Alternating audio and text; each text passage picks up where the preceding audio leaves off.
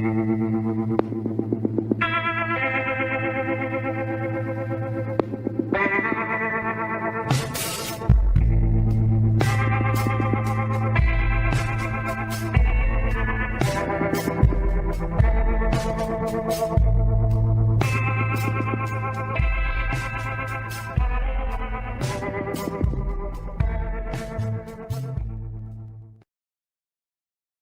an awesome Sunday afternoon, and there were 4 girls attending a church function wearing spiffy dress clothes. They were laughing and chatting away in a church basement, enjoying themselves as kids should.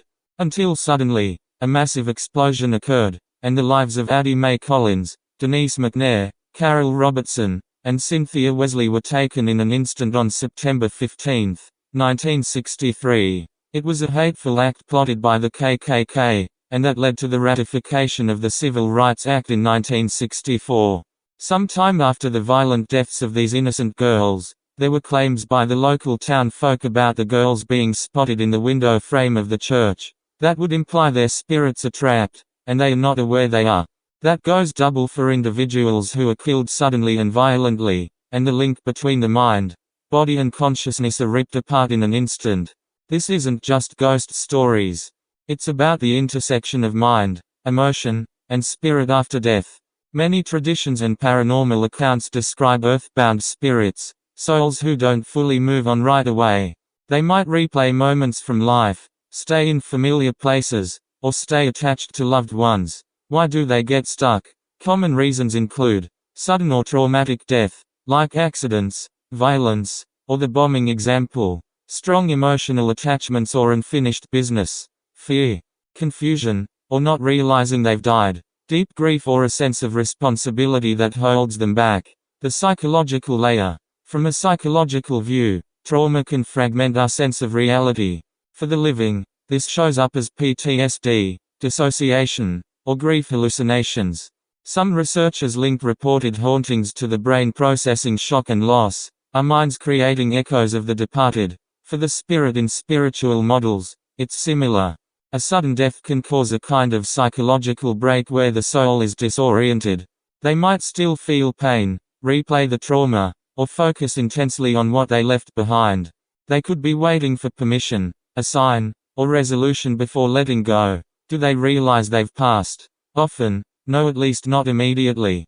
Especially in sudden cases. They might try to interact with the living, return to routines, or wonder why people can't see or hear them clearly.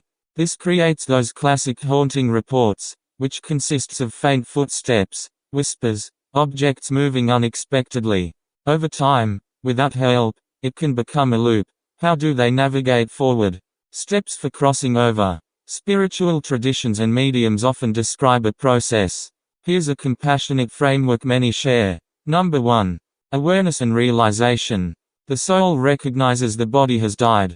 This can come through gentle communication, from loved ones, mediums, or their own guides, or a moment of clarity. Number 2. Releasing trauma and attachments. They process the emotions, anger, fear, guilt, love.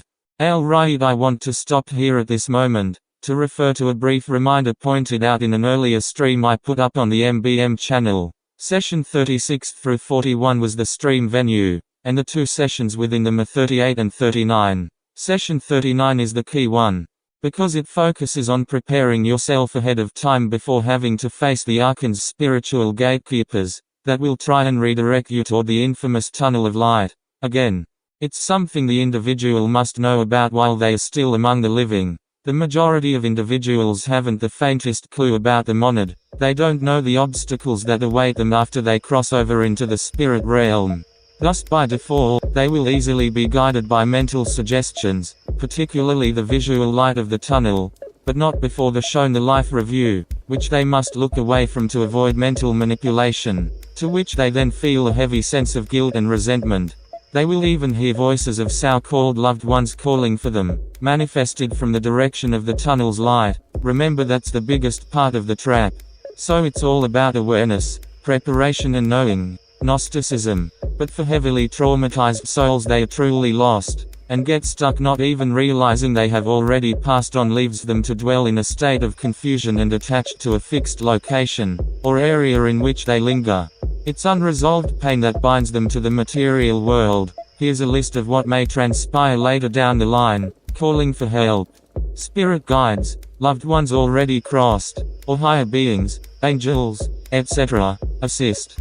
Many describe a loving light appearing once the soul is finally ready to move on, the transition. They eventually accept the light, the life review. They accept any form of guilt, resentment, or unresolved conflict they feel they need to fix. Thus they choose the path to return, reincarnation, as they believe they should. No, on the flip side, there will be the loved one in the material world who remains concerned about their departed loved one. They speak calmly aloud: "You're safe.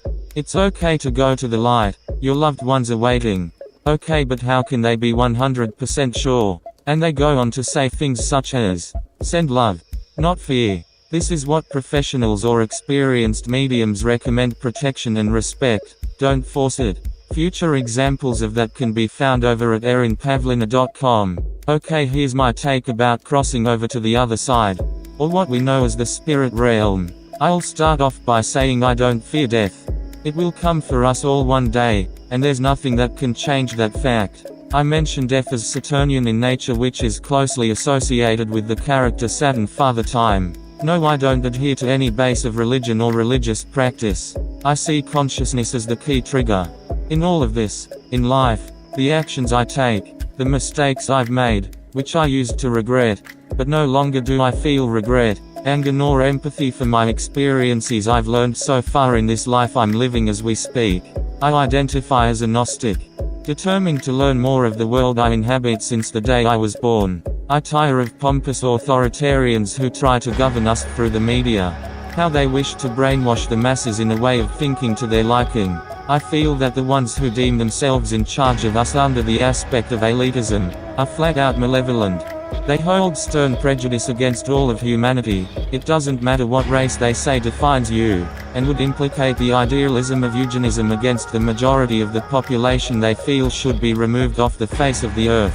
More sinisterly, they have confiscated the minds of many through use of subliminal messaging. Remember session 43, how I mentioned the powerful influence of television? Well, that was always the idea pushed by high society, or who are often cited as the ruling class. They held back mass secrets from the public, particularly information written within the scriptures. Therefore, they wanted people to believe in words spoken by authoritarian figures like popes, cardinals, priests, deacons, and they secretly mixed the world of entertainment within those social circles. Yes, the entertainment industry is a key puzzle piece embedded in religion. The idea was to undermine the public, by keeping them ignorant, and shielded away from true knowledge, which is made to look blasphemous in the eyes of the believers. And I don't have to say it, but in 2026 many of you realize there's a huge level of deception used in unimaginable ways they could not perceive. But for people who wish to be truly free spiritually, and I mean avoiding reincarnation, must find courage deep from within to shred their guilt, shame, anger, envy, self-doubt and resentment. They are the emotional aspects of the archonic forces that will feed on that negative energy you hold deep within. Don't deny yourself in that way. Research deeper, and learn more about self-consciousness, which is hardwired to the monad, the God source. So for anyone worried about not being able to see God, well, stand in the mirror and take a hard long look. It's just pure energy already dwelling deep within them. And they never even realized it was there all along. Just keep in mind what has been shared with you within this session, because it's powerful details that keeps you aware of all the bullshit they don't want you knowing about. Al Raid, stay strong, fuck fear. Passing on from this world doesn't mean the end. It's just the beginning, folks. So just step back and breathe a long sigh of relief. Okay, see ya in the next session, awesome True Seeker. So if you liked what you saw and heard today about this informative topic matter, then smash that like button. Make sure to subscribe to Mind Blast Mechanics, where we dive deep into the observations that matter. We'll get back to you as soon as possible. If you have a question to be answered, don't miss our next video, so make sure to tap that bell. Thanks for watching.